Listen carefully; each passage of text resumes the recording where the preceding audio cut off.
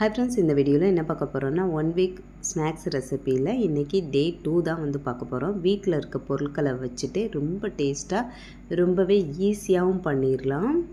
ரொம்ப ஹெல்த்தியான ரெசிபியும் கூட, குட்டீஸ்க்கும் ரொம்பவே பிடிச்ச ஒரு ரெசிபி தான். வாங்க எப்படி பண்ணுறதுன்னு வீடியோக்குள்ளே போய் பார்த்துடலாம். மிக்ஸி ஜாரில் வந்து 1 கப் போல் சீனி சேர்த்துருக்கேன். சீனிக்கு பதிலாக நாட்டு சக்கரை கூட சேர்த்துக்கலாம். இது கூடவே ஒரு 4-5 ஏலக்காவும் சேர்த்து நல்லா பவுட்ரு பண்ணி எடுத்துக்கலாம்.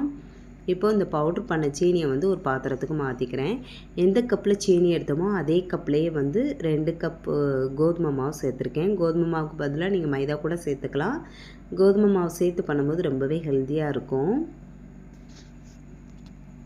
இது கூடவே ஒரு பிஞ்ச் அளவு உப்பு சேர்த்துட்டு 1 ஸ்பூன் நெய், 1 ஸ்பூன் வந்து எண்ணெய் சேர்த்துருக்கேன். நீங்கள் ஃபுல்லாக எண்ணெயிலையும் பண்ணலாம், அப்படி இல்லைன்னா பட்டர் சேர்த்து கூட பண்ணிக்கலாம். உங்கள்கிட்ட எது இருக்கோ அது சேர்த்து பண்ணுங்கள். அடுத்ததாக 1/4 ஸ்பூன் அளவு பேக்கிங் சோடா உப்பு சேர்த்துருக்கேன். இதையும் சேர்த்துட்டு ஃபஸ்ட்டு நல்லா கலந்து எடுத்துக்கலாம். அதுக்கப்புறமா கொஞ்சம் கொஞ்சமாக பால் சேர்த்து மாவை நல்லா கரைச்சி எடுத்துக்கலாம். எல்லாமே வந்து ஒரே கப்லேயே அளந்து எடுத்துக்கோங்க, அப்போ கரெக்டாக இருக்கும். 2 கப் மாவுக்கு வந்து 1.5 கப்லேருந்து 2 கப் போல் பால் தேவைப்படும். பால் வந்து காய்ச்சது காய்க்காதது எது வேணாலும் யூஸ் பண்ணிக்கலாம். கொஞ்சம் கொஞ்சமாக சேர்த்துட்டு கட்டிகள் இல்லாமல் மாவை வந்து நல்லா கரைச்சி எடுத்துக்கலாம். இப்போ வந்து நல்லா கரைச்சாச்சு. மாவோட பாதம் வந்து இந்த மாதிரி தான் இருக்கணும். இப்போ மாவு ரெடி ஆகிடுச்சு. இது ஊற்றுறதுக்காக நான் இந்த கப்பு தான் எடுத்துருக்கேன். கப்பு எல்லாமே ஒரே மாதிரி இருக்கிற மாதிரி பார்த்து எடுத்துக்கோங்க. உங்கள்கிட்ட கிளாஸ் இருந்துச்சுன்னா கூட எடுத்துக்கலாம். இதில் வந்து நெய்யோ எண்ணெயோ தடவி எடுத்துக்கலாம். அதில் ஒரு 1/2 கப் வர்ற அளவுக்கு மாவு ஊற்றி எடுத்துக்கிறேன். அப்போ வெந்து வரும்போது கரெக்டாக இருக்கும். இப்போ ஒரு குக்கர் சூடு பண்ணியிருக்கேன். நல்லா சூடானதும் மீடியம் ஹீட்டில் வச்சுருங்க. அது உள்ளே ஒரு ஸ்டாண்டு வச்சுட்டு அது மேலேயே ஒரு பிளேட்டு வச்சு இப்போ இந்த கப்பெல்லாம் எடுத்து வச்சிடலாம்.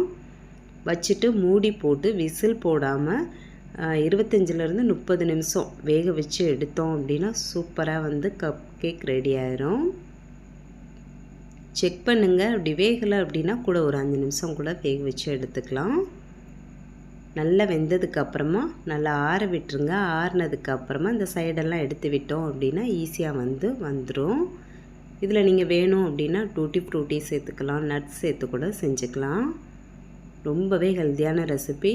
நார்மலாக எல்லார் வீட்டிலையும் இருக்கிற பொருட்கள்லாம் தான் வச்சு செஞ்சு காமிச்சிருக்கேன். எல்லாருக்குமே யூஸ்ஃபுல்லாக இருக்கும்னு நினைக்கிறேன். இது செஞ்சு வச்சிட்டோம் அப்படின்னா 2-3 நாளைக்கு ஸ்நாக்ஸ் டென்ஷனே கிடையாது. வீட்டில் இருக்கவங்களும் விரும்பி சாப்பிடுவாங்க. கண்டிப்பாக ட்ரை பண்ணி பாருங்கள். ட்ரை பண்ணி பார்த்துட்டு எப்படி இருக்குன்னு சொல்லிவிட்டு மறந்துடாமல் கமெண்ட் பண்ணுங்கள். இந்த வீடியோ பிடிச்சிருந்தா லைக் பண்ணிக்கோங்க. நாளைக்கு இன்னொரு ஸ்நாக்ஸ் வீடியோவில் பார்க்கலாம். Bye friends.